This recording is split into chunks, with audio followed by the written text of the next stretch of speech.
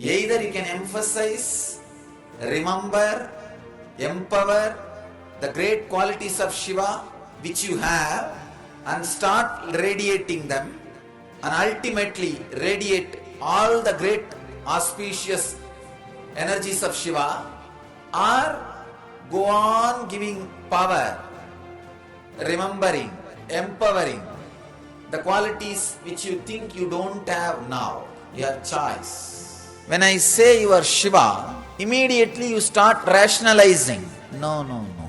All these qualities of Shiva I don't have. How can I be Shiva? Understand, I am very clearly declaring, you are all Shiva. We are all Shiva. We are all enlightened.